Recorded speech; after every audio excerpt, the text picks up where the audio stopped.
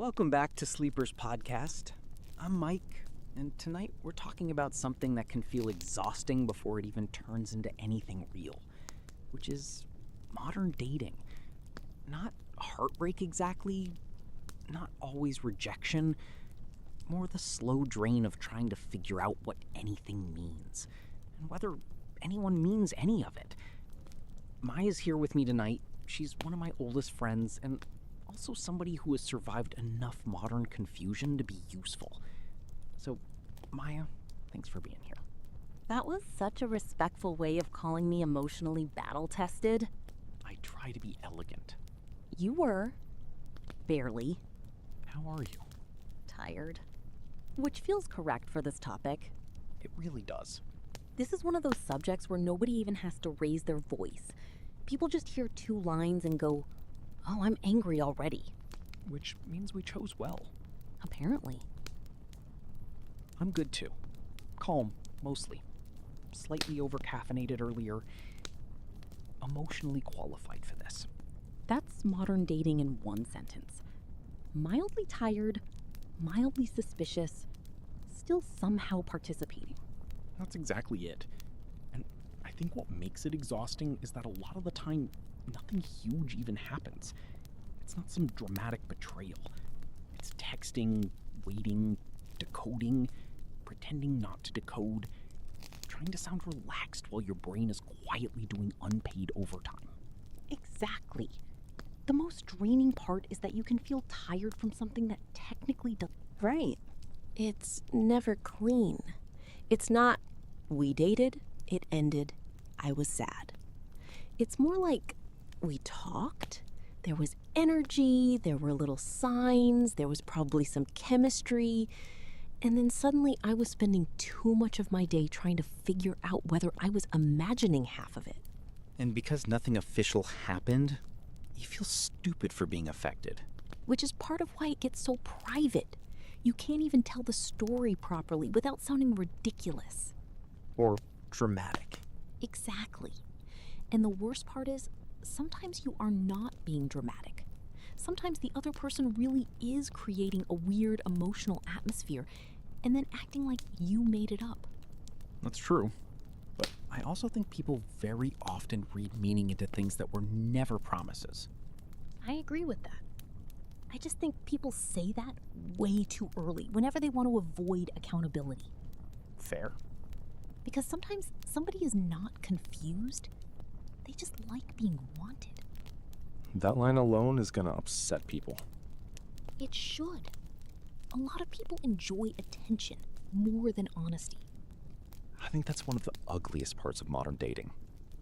There are people who absolutely know someone is getting attached, and instead of being clear, they keep the whole thing in this warm little gray zone because it benefits them. Exactly. They want closeness without definition. Access without responsibility. And then when the other person gets affected, suddenly it's, no, you took it too seriously. Which does happen sometimes. It does. But let's not act like every confusing situation is mutual delusion. Some people are very skilled at creating plausible deniability. That's a strong phrase. It's the white... I don't even disagree. A lot of modern dating is selfishness with softer language. Exactly. I do think men and women tend to complain about different parts of this, though. Definitely. A lot of men will say, I don't know what she wants, she's impossible to read, she gives off all this energy and then backs off. And a lot of women hear that and think, right, but men do the exact same thing with even worse communication. True. Also, some women absolutely keep a guy in the gray zone longer than they need to. I'm not pretending that doesn't happen. Some of them like having a safe little orbit of male attention around them. That's real. Thank you. Don't get too excited. I'm only saying if you say that out loud, a lot of men will immediately go, finally. They can relax. I'm not done. Some men call it being chill. Some call it seeing where it goes. Some call it keeping it casual. A lot of the time, it's just emotional laziness with a nicer haircut. That's fair. Men get to act confused when they simply do not want to close any doors. True, but women get more social permission to stay vague, I think. Sometimes. But women also get punished faster for being direct. So some of the vagueness is self-protection. That's true too. Which is why this topic is exhausting. Everybody has an excuse. Everybody has a fear. Everybody wants clarity from the other person while reserving the right to stay blurry themselves. That might be the whole episode in one sentence. Probably. I had a situation a while back that still annoys me because nothing actually happened, and somehow I still came out of it humbled. I was talking to someone for a while. Not intensely, but steadily enough that it started to feel like there was a shape forming. Dangerous. Already. Very. She remembered small details, she'd circle back to things I mentioned. If I had a rough day, she'd send thoughtful messages, which was nice. It felt warm, consistent. Not intense, but enough that I started thinking, all right, this is probably heading somewhere. Which means you were already lost. More than I realized. Because once you think something has direction, every tiny thing starts feeding that story. The timing of replies, the tone, whether she asks follow-up questions, whether she remembers something stupid you said 3 days ago. You start acting like a detective with terrible evidence. Exactly. Then one night I got invited to a birthday dinner by a mutual friend, and she was there.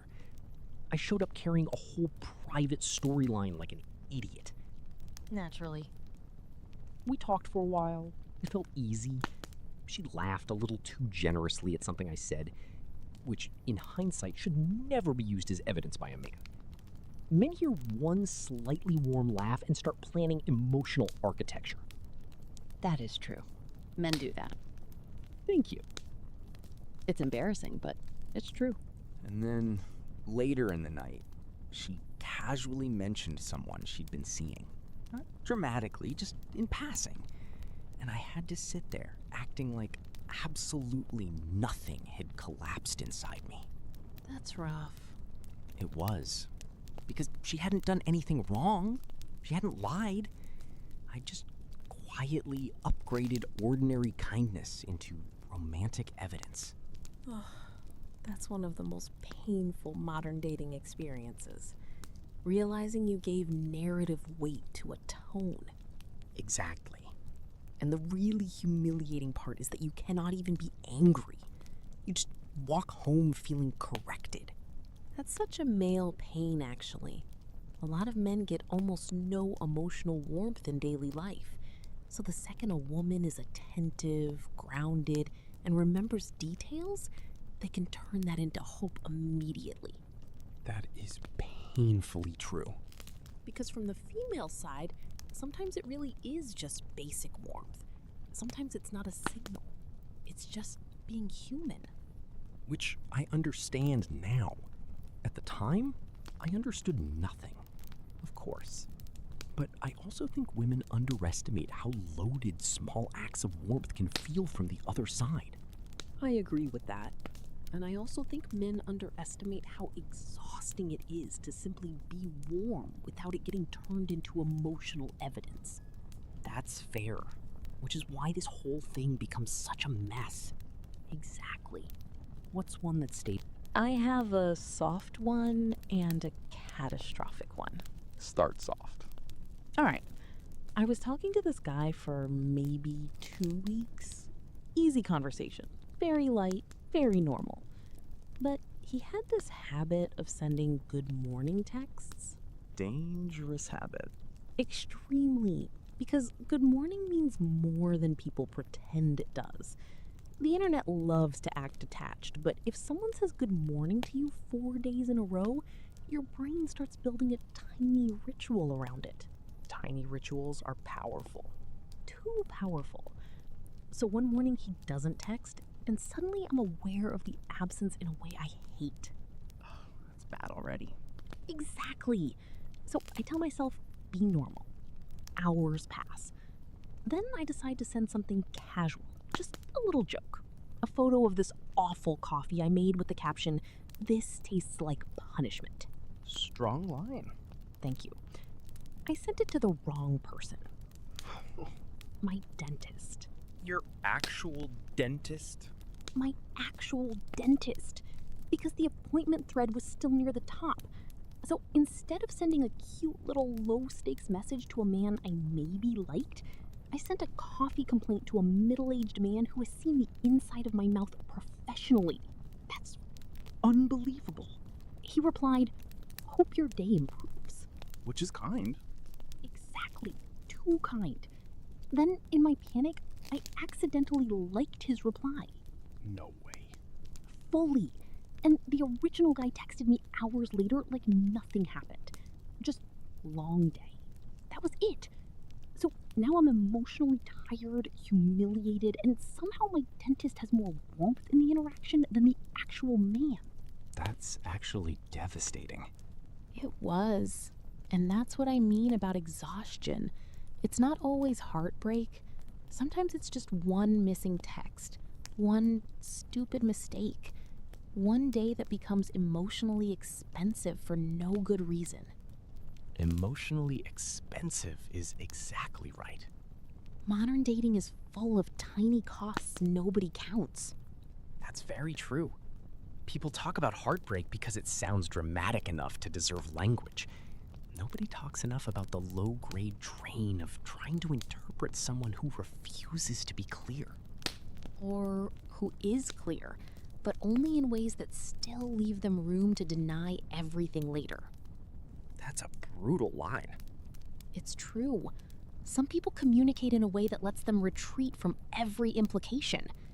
Warm enough to keep you there, vague enough to stay innocent. And that is not always accidental. Not always. Some of it absolutely is strategic.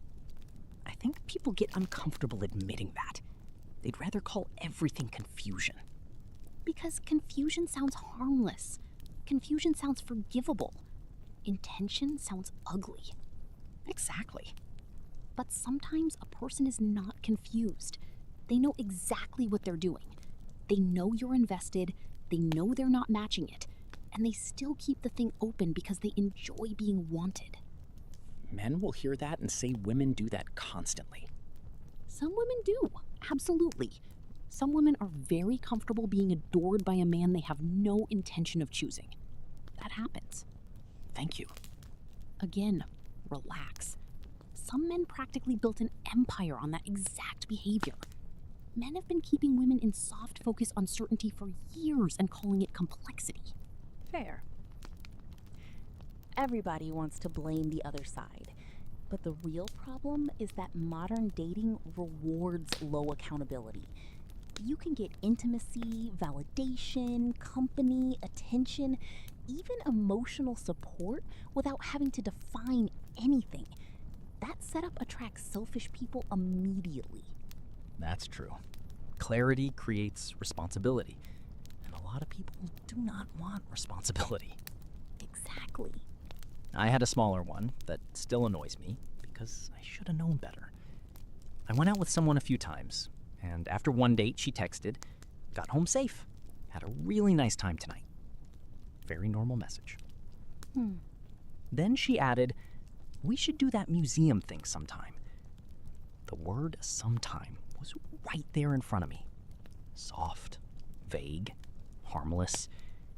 But I ignored it completely because it did not fit the hopeful version I wanted. Men do that all the time. We do. You hear one concrete noun and remove all emotional cushioning around it. Exactly. So a few days later, I texted with actual plan options, trying to sound normal while clearly being too eager. She replied, "This week's packed. Maybe another time." And suddenly, the original sentence reassembled itself in my head exactly as it had always been. Sometime. Sometime. That's so real, though. You didn't invent the whole thing. You just selectively brightened the hopeful parts. That's exactly what happened. Which is, honestly, most people in dating. They aren't hallucinating. They're just editing in favor of hope. That's very well put. Thank you. All right. Give me the catastrophic one. Fine. This one is bad. I was talking to someone I liked more than I should have liked him, considering how little had actually happened. Immediate warning sign. We'd gone out a couple times, had good chemistry, or what I thought was chemistry, and one night he sent me this voice note. Tired voice, end of the day, a little soft, saying he liked talking to me, that I was easy to be around, all of that. Dangerous material. Extremely. Voice notes are emotionally irresponsible. So naturally, I replayed it more than once. More than once, meaning? Don't do this. I'm asking with compassion.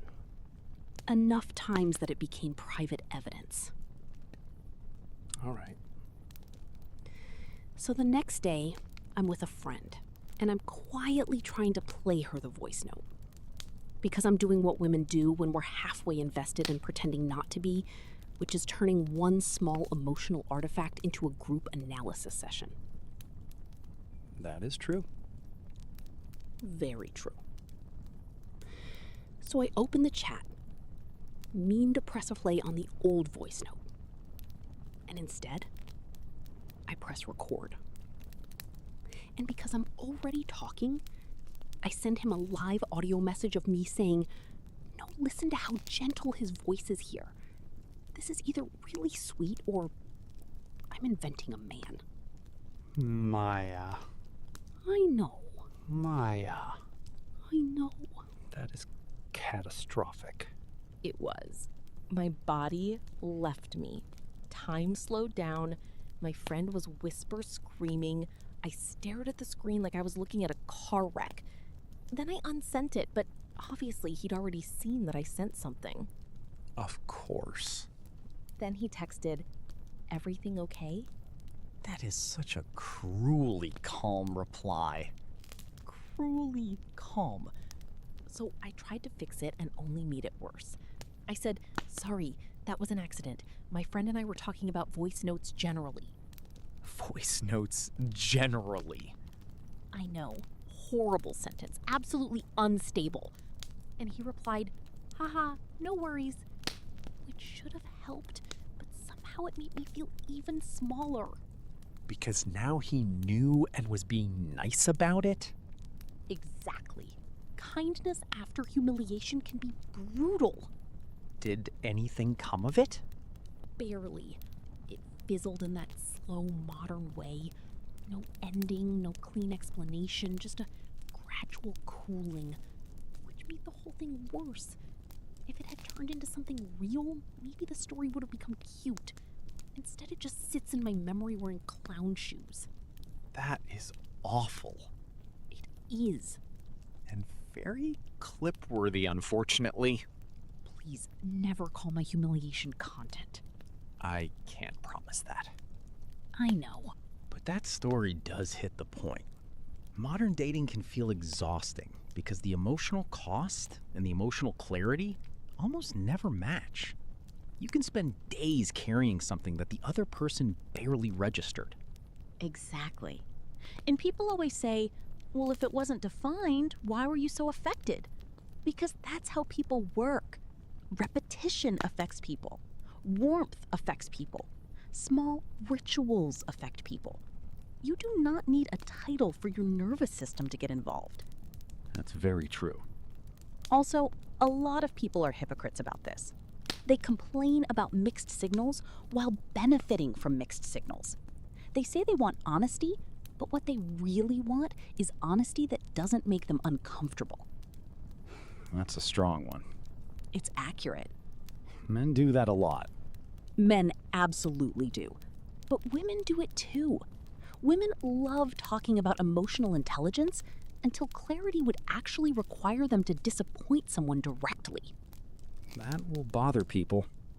Good. Let it. I do think one reason modern dating feels so exhausting is that everybody is trying to avoid being the villain in their own story. Exactly. So instead of saying, I like you less than you like me, or I'm not serious, or I want attention but not responsibility, people start thinning out. Slower replies, vaguer plans, softer exits, less warmth. And the other person is left doing archaeology on the emotional ruins. That's a great line. Thank- It's true, though. One clean, uncomfortable conversation would save people so much energy. But clean discomfort is rare. Most people prefer prolonged ambiguity because it protects their image. Which is ugly. Very ugly, but common. So maybe the exhausting part isn't dating itself? Maybe it's managing repeated low-level uncertainty from people who want to stay liked more than they want to stay clear. Exactly, that's it. Not one dramatic heartbreak, just all these tiny emotional charges. Waiting, rereading, editing, guessing, trying not to care, caring anyway. Emotional expense in tiny payments. Perfect. And I think the reason these things stay with people is that they never get filed away cleanly. A breakup has a shape. Rejection has a shape. But ambiguity just lingers. Because there was no clean ending. Just enough warmth to stay, not enough clarity to relax. That's very true. And once you've had a few of those, the next one tires you out faster. You start carrying old confusion into new situations.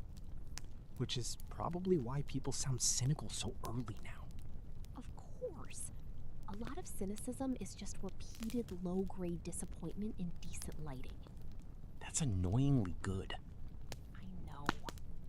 I think that's enough damage for one night. I agree with that. Maya, thanks for being here.